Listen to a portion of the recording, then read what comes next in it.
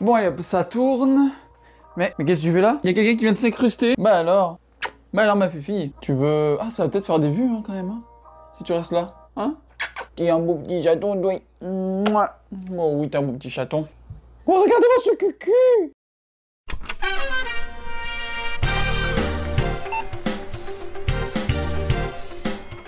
Bonjour à tous, c'est Martin Hardware PC, j'espère que vous allez bien. Mesdames et messieurs, j'ai ressorti le t-shirt. Et quand je ressors le t-shirt, c'est qu'il y a des choses à dire. Aujourd'hui, encore une énième vidéo de montrer un PC. Oh ouais!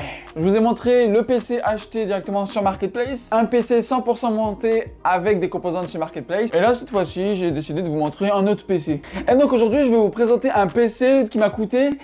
Attendez, je fais les comptes, j'ai oublié de compter. A few moments later. Un PC qui m'a coûté 500 $. Évidemment, ce n'est pas un PC que j'ai acheté entièrement. J'ai acheté des composants sur Marketplace, j'ai acheté des composants sur Canada Computer, j'ai acheté des composants sur Amazon et aussi de ce que j'avais déjà en stock. Je pense qu'il est temps de vous montrer le PC. Et ce que je ne vous ai pas dit, c'est que c'est un PC ITX. Et oui, souvenez-vous de ce boîtier. C'est un boîtier de chez Cooler Master que j'avais pris à la place d'un autre boîtier. Bon, vous connaissez la vidéo, j'ai changé 4 fois de boîtier. Mais c'était le boîtier que j'avais avant de recevoir mon boîtier Deepcool. Et donc je me suis dit, quitte à le revendre ou quoi que ce soit, autant monter un PC avec. Et d'ailleurs, allons l'ouvrir un peu. On a déjà 2 ventilateurs ici en extraction. Donc écoutez, je pense qu'il serait temps de vous dire un petit peu les composants qu'il y a dedans. J'ai mon petit tournevis. On va au moins juste enlever ça. Donc évidemment, c'est des ventilateurs de chez Cooler Master, hein, ça va de soi. Ils sont pas RGB. Le PC en tant que tel n'est pas RGB, sauf la carte mère. On va commencer par la carte mère. La carte mère, c'est une Asus ROG Strix H310 que j'avais acheté une centaine de dollars à peu près sur Marketplace. Ensuite, le power supply. Alors évidemment, le power supply, c'était le plus compliqué à trouver sur Marketplace. J'ai cherché vraiment de partout et en fait,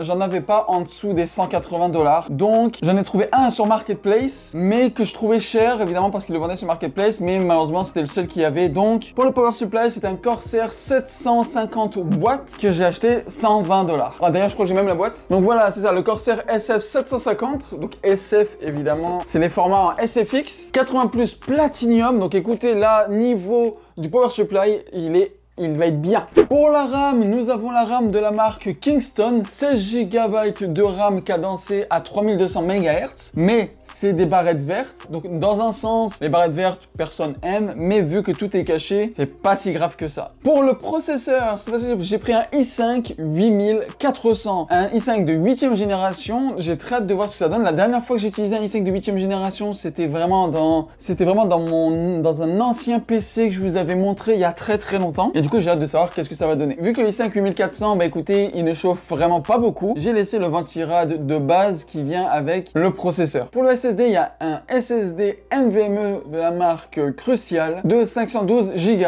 qui était fourni avec la carte mère. Et on passe à la carte graphique qui est une Gigabyte GeForce RTX 2060 Super. J'ai très peu, je pense à ne jamais avoir testé la 2060 Super. Je pense que c'est un peu le temps de pouvoir la tester réellement. J'ai jamais eu cette carte graphique. Moi, j'ai commencé avec une 2070 à voir du coup qu'est-ce que la 2060 peut faire. Bon, je pense qu'on remonte tout ça, on allume, puis après, je pense qu'il serait temps de faire les tests. Hein. Ok, donc là, tout est branché. C'est parti, 3, 2, 1, let's go. Voilà. Bon, évidemment, vous voyez rien. Tous les ventilateurs fonctionnent bien.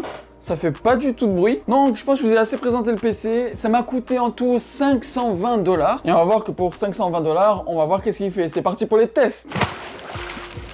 Et nous commençons nos tests par l'habituel 3D Mark pour connaître le score entre le processeur et la carte graphique. Et nous avons un total de 7468 de score, ce qui est vraiment pas mal, avec un score de la carte graphique de 8171 et celui du processeur 5022. Je suis pas mal sûr et certain qu'on va pouvoir faire tourner pas mal de jeux. Donc 7000 de score, c'est plutôt pas mal. Minecraft, quel PC ne fait pas tourner Minecraft en graphisme brut, 500 FPS de moyenne, ce qui est excellent. Sur Overwatch 2 en ultra, nous avons 170 FPS de moyenne, ce qui est vraiment correct. Sur Counter-Strike 2 en ultra, nous avons une moyenne comme Overwatch 2 de 170 FPS de moyenne. Rocket League, évidemment en ultra, 380 FPS, ce qui est ultra validé pour ce jeu. J'ai aussi testé Red Dead Redemption 2 en élevé et on avait quand même une moyenne de 90 FPS. Le jeu le moins optimisé, vous le connaissez, c'est Warzone 2, mais on a quand même un petit 100 FPS de moyenne en mode performance. J'ai testé God of War en élevé, et devinez quoi, 80 FPS de moyenne, c'est validé. Fortnite en mode performance, nous avons 200 FPS de moyenne. Évidemment, comme j'ai toujours dit, les jeux compétitifs, ce ne sont pas vraiment des jeux à mettre en ultra, c'est plus à faire en sorte d'avoir un maximum d'images par seconde. Donc Fortnite en performance, 200 FPS, c'est très très bon. Ensuite, nous passons à Apex Legends. Apex Legends en ultra, nous avons une moyenne de